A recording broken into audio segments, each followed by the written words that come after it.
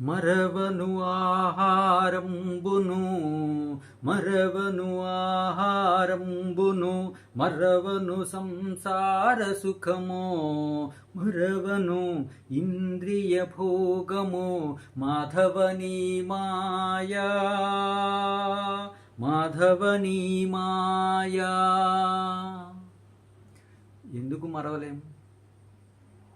ఎందుకు మరవలేము? సంసార సుఖాన్ని కానీ ఇంద్రియ భోగాన్ని కానీ ఆహారం మీద రుచుల మీద ఉండేటువంటి జిజ్ఞాసను కానీ ఎందుకు మరవలేము? చక్కగా ధ్యానం చేసి సాధన చేస్తే మర్చిపోగలం.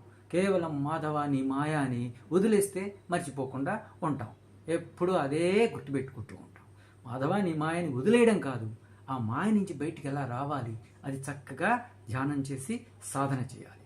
అలాగే మరచెద సుజ్ఞానంబును మరచెద తత్వరహస్యము మరచెద గురువును దైవము మాధవని మాయా అంటాం.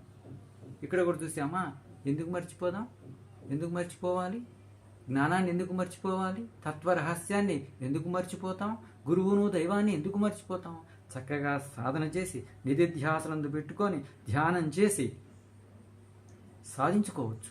ఎప్పటికీ మర్చిపోకుండా జ్ఞానాన్ని కానీ తత్వరహస్యాన్ని కానీ మనసులో నింపుకోవచ్చు. అలాగే గురువును దైవాన్ని ఎప్పుడూ మనసులో నింపుకోవచ్చు.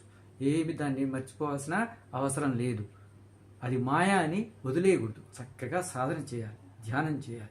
మన ఆన్లైన్ క్లాసెస్లో కానీ ప్రత్యక్షమైనటువంటి తరగతుల్లో కానీ చక్కగా సాధన చేసి ధ్యానం చేసి సాధిద్దాం.